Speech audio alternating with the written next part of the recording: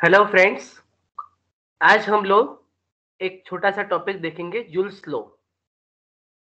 Joules जो scientist थे, उन्होंने हीट प्रोडक्शन के लिए एक इक्विवेलेंट को ढूंढा था। उसके बारे में हम यहाँ आज चर्चा करेंगे। Current flow through the conductor produces the heat. हम सभी जानते हैं कि किसी भी कंडक्टर में से जब करंट पास होता है तो वहां पे हीट प्रोडक्शन होता है। The produced energy can be calculated by applying joules law. तो वहां पे जो हीट प्रोड्यूस्ड होती है, जो एनर्जी, हीट एनर्जी जिसको हम कहेंगे, वो प्रोड्यूस होती है, उसको हम जूल्स लॉ की मदद से कैलकुलेट कर सकते हैं। The statement of joules law is, इसका स्टेटमेंट हम देखेंगे। If the current I flows through the conductor, produced heat is directly proportional to 1 square of the current, 2 resistance R of the conductor and time period for the current flow। इसका मतलब ये है कि जब भी कोई कंडक्टर में से अगर करंट फ्लो होता है तो वो करंट फ्लो क्या होता है, वो करंट फ्लो होने से हीट प्रोड्यूस होती है। लेकिन कंडक्टर में से कभी भी हीट प्रोड्यूस होती है करंट फ्लो की वजह से, तो वो हीट प्रोडक्शन किसके प्रोपोर्शनल में होगा? Is proportional to, directly proportional to. यहाँ पे इनवर्स रिलेशन नहीं है। पहला number square of the current, दूसरा नंबर कंडक्टर का खुद का रेजिस्टेंस, और तीसरा number time period for the current flow. इसको थोड़ा और अच्छे से समझते हैं। पहला है produced heat is proportional to I square. Produced heat is proportional to R, resistance of the conductor. Produced heat is proportional to T, that is time period, कितने वक्त तक आपका करंट पास हो रहा है।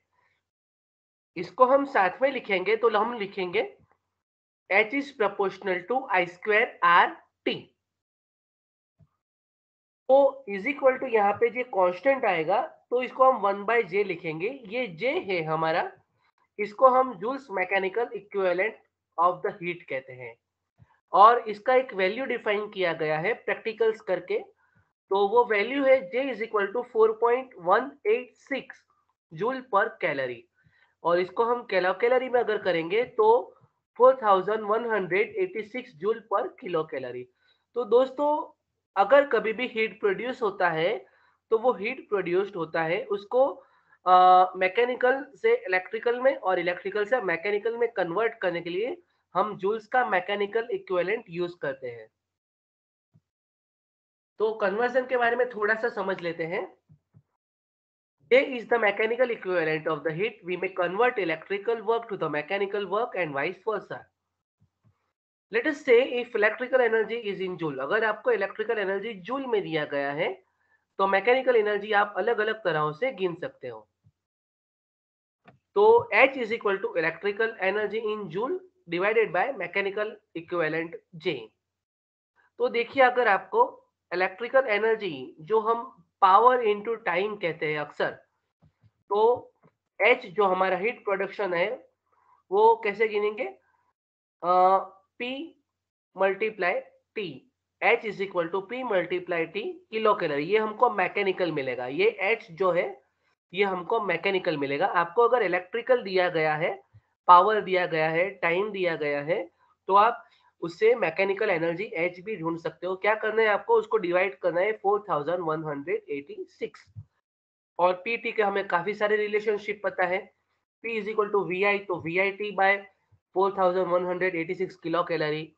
या दूसरा रिलेशन हम कहेंगे I square R T, V is equal to I R, तो I square R T by 4186 kilo calorie. और दूसरा P इज इक्वल टू, यहाँ पे हम वी स्क्वेयर अपॉन आर रखेंगे तो V square T by R हो जाएगा। तो V square T by R 4186 kilo calorie. तो दोस्तों, कभी भी हमको कोई हीट प्रोडक्शन के लिए इलेक्ट्रिकल और मैकेनिकल कन्वर्जन या energy produced, heat energy produce गिनना है तो हम इसी इक्वेशन का इस्तेमाल करेंगे। Thank you.